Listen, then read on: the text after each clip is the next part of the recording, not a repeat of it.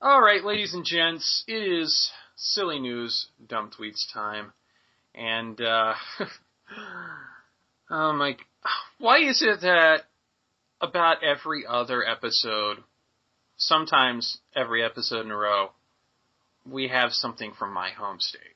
Oh wait, I know why. It's because my home state is silly as shit.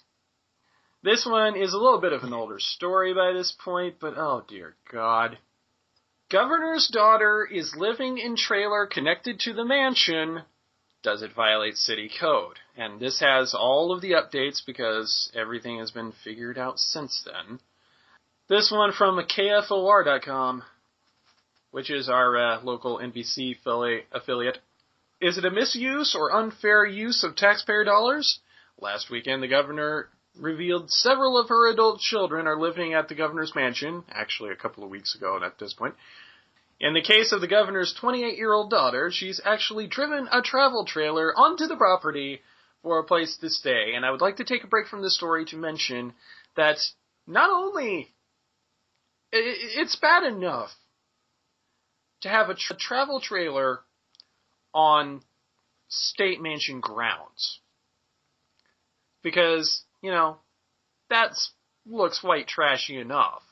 But when I was listening to the radio while I was going up to around the metro area to get all my work stuff taken care of, they mentioned that she had a smart car parked next to it.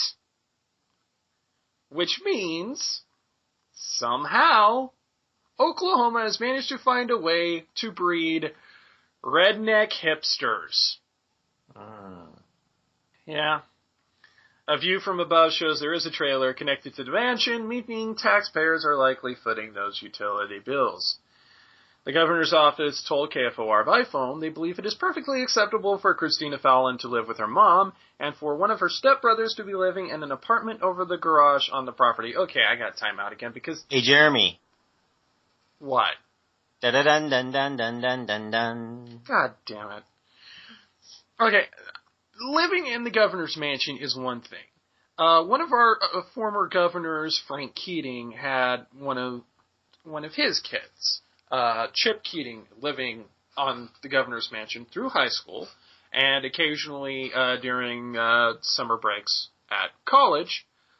Of course, not a working adult quite yet, not a 28-year-old, and certainly not in a friggin' trailer on the front lawn. I realize times are tough. Sometimes you have to live with your parents. I've had to do that. In fact, my most recent stint of having to do that is going to thankfully be ending sometime soon. But a trailer. Yep. Do you have any idea what that says to the greater nation? Yes, it does. As a matter of fact, I actually do, Jeremy. It says, Jerry, Jerry, Jerry. The Capital Medical Center Improvement Zoning Commission does state that you cannot have a trailer on state property in a certain area, which includes the governor's mansion. Quote, Governor Fallon, it never dawned on me that a mansion, a governor's mansion, might be on a capital medical zone. You frickin' idiot. However, dueling banjos are okay. So we're going to remove the trailer by past Sunday, and she's going to make other living arrangements. They checked the mansion grounds last Monday, and the trailer has indeed been moved.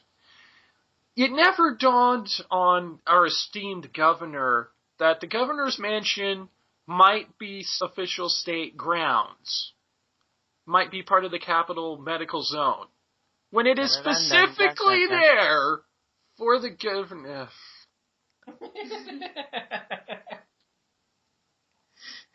And people wonder why I refer to her as Mary Phelan. Alright, moving on. This is probably the ultimate case of if you ignore him, he'll go away. Via the Huffington Post, Subway sandwich artists ignore robber until he leaves. This one from the very last day of July. A would-be robber braved the scent of sugar bread in an attempt to score some quick cash from a Subway, But the sandwich artist ignored his demands until he got fed up and left. The suspect of the attempted robbery at a Subway in Coventry, Rhode Island on Tuesday, the Tuesday before this story, is still at large according to Rhode Island Most Wanted. Wait, so the robber came into Subway, asked for the money, and the people making the sandwich just ignore him? Yep. Yeah. And he got fed up with waiting and he left. Yeah, there's a little more here. An image from a surveillance camera shows the suspect with what appears to be a white t-shirt around his head and a plastic bag over half of his face. Nice. MacGyver your robbery shit there, yeah. That kind of reminds me of an America's Dumbest Criminal story where there were these two guys at what they thought was a bank, and they wound up in a police station, took out their guns, and said, "Hand me all your money," with plastic bags in their heads. After the suspect's demands went unmet, he got, quote, agitated and walked out, according to Rhode Island Most Wanted. Initial reports said he may have had an accomplice, but NBC News reports that authorities spoke with the other man, and he is not a person of interest. No, duh. I never thought money. I'm gonna leave now. You know, most of the time, ignore them and they'll go away is complete and utter bullshit. Apparently not when you're being robbed. Here it usually works, but not with robbers. Yeah, most of on the internet, this stuff, that shit doesn't work. Depends. Hey, I want your money. I want your money. I want your money. Stop making that meatball marinara sandwich and give me the money. No, I don't want that money toasted. No, I don't want any cheese on that money. I just want the money. No, I don't want spinach on my money. Want tomatoes? How about a flat bread? No, I don't want any cookies. Benjamin's on bread, man. It's a new thing. No, with sauce and mayo. And Maggie's dogs are going off here. I think I kind of scared him. I scare my dogs. All right, this next story is initially cute, but ultimately tragic, and I think it puts this one city on the crosshairs to be the first city that will be targeted once Skynet becomes self-aware. Hitchhiking Robots' cross-country trip in U.S. ends in Philadelphia. This directly from the Associated Press. A hitchhiking robot that captured the hearts of fans worldwide met its demise in the United States. The Canadian researchers who created Hitchbot as a social experiment, because of course it was created by Canadians. Something so cute, adorable, and loving had to be created by Canada. Told the Associated Press that someone in Philadelphia damaged the robot beyond repair early Saturday, ending its first American tour after about 2 weeks. Quote, Frock Zeller, one of its co-creators, Frauke, I don't know quite how that's pronounced, I probably screwed that up. Sadly, it's come to an end. The kid-sized robot set out to travel cross-country after successfully hitchhiking across Canada in 26 days last year and parts of Europe. It's immobile on its own, relying on the kindness of strangers. Those who picked it up often passed it to other travelers or left it where others might notice it. It started in Marblehead, Massachusetts on July 17th with its thumb raised skyward, a grin on its digital face, and tape wrapped around its cylindrical head that read, San Francisco or bust. My friend Pat actually put this news stories up on Facebook, and some of the comments that they said were, went along the lines of, well, it's Philadelphia. What did you expect? Yeah, I mean, he went to Boston and came out fine. He was briefly taken out to sea. He got to take in a Red Sox game. But as soon as he makes it to Philadelphia, the people who once booed and threw batteries at Santa Claus decided that no, this cute, adorable, and wonderful thing cannot be allowed to continue to exist. God damn it, Philly. That's sad. I would have kept it. when Skynet becomes self-aware, I imagine it's going to look at its list of prime directives, and at the top of that, it is going to be nuke the shit out of Philadelphia. I don't know. It's between Philadelphia and Las Vegas, if you ask me. No. See, this kind of human-on-robot violence cannot stand. That's discrimination, man. That's racism. Well, that's racism. If anything, Las Vegas will probably not cause violence to robots. If anything, they will be trying to have sex with them. That's racism against robots, man. Yeah. I mean, we've had enough with violence against, other minorities like African Americans, black people, and such. Now we've got violence against robots? I mean, this robot got to attend a comic convention and spent a week with a heavy metal band, which would have been dangerous enough. Or robot. Oh, God. And finally, you fail at drug dealing forever. This one from a website called Newser.com, by way of the Huffington Post. Man faces prison over backpack with dirty socks, but wait, there's more. A Michigan man allegedly tried to sell a backpack full of his dirty socks for $2,800 last month, which under certain circumstances would be considered a shrewd move. The circumstances here weren't so favorable. The Daily Telegram reports that the backpack was supposed to contain a pound of marijuana, and the odd series of events that followed in the wee hours of July 8th led to Michael Suarez pleading guilty to false pretenses on Wednesday. Said his lawyer in court, and by God, this is a beautiful quote, "He brought socks instead of marijuana. That's the false pretenses." Suarez has been convicted of a felony twice prior, which makes him a habitual offender, and means he's looking at as many as 7.5 years in prison. According to the Telegram, a friend arranged the drug deal between Suarez and another couple in a mobile home park, because of course. Only Suarez allegedly decided to pull a Walter Sobchak and bring his dirty laundry instead of the drugs. I'm guessing that's a Big Lebowski reference. Yeah. Suarez was accompanied by a second couple, and the three reportedly hightailed it out of the park, blowing past the stop sign at around 1:30 a.m. A cop pulled them over due to their driving, at which point a man, ostensibly half of the socks-buying couple, pulled up and told the officer the trio had just robbed his girlfriend. A purse containing $2,800 was found in the car. Suarez was arrested, and an armed robbery count will be dismissed, as were the car's two other occupants, married parents of 4 who said they really did think Suarez had weed.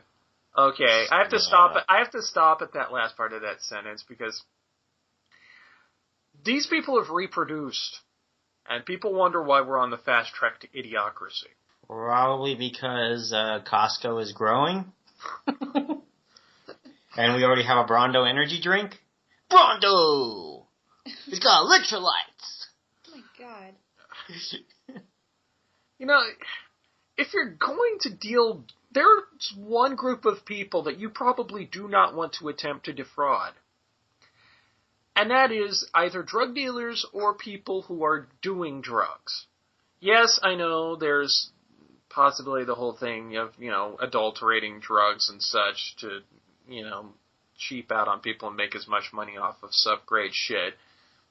Don't ask me how I know that. I'm not affiliated with drugs in any way, shape, or form myself, unless you count caffeine. But I would think that people who are involved with drugs would be the last people you'd want to defraud. But what do I know? I have nothing to do with drugs. Nor am I a criminal in any way, shape, or form. The background check that I just had done for my work will no doubt show that. Alright, enough of that shit. Let's get some silly tweets going on here. Alrighty. Asking you a question, Jeremy.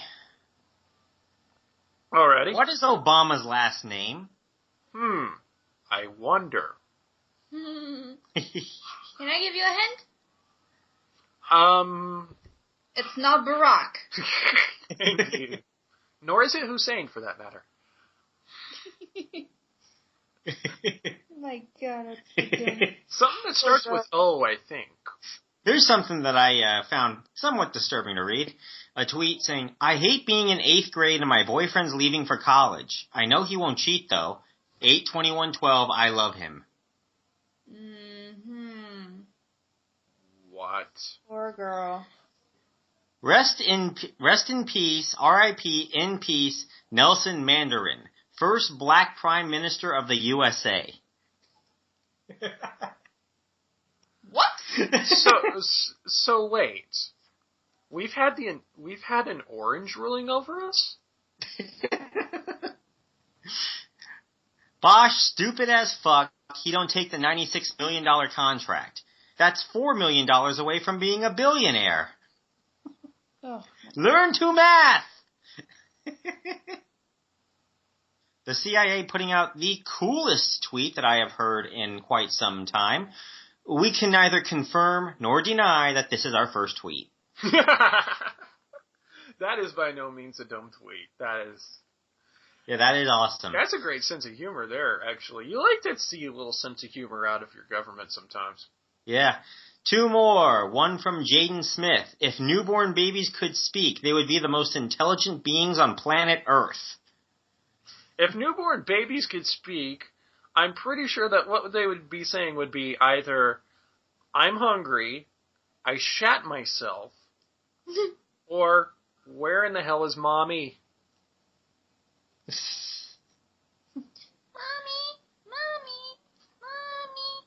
And In my case, it would have been predominantly, I'm hungry.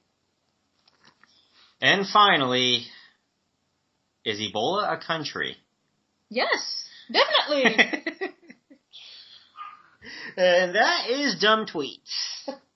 Dumb tweets and one kind of cool tweet. Alright. Coming up next, we do have some video games to talk about, including a review of Rocket League, which is not going to be anywhere near as cool looking as some of the reviews on Ace of Hearts Gaming, because unfortunately, I cannot record video footage. Like what you're hearing?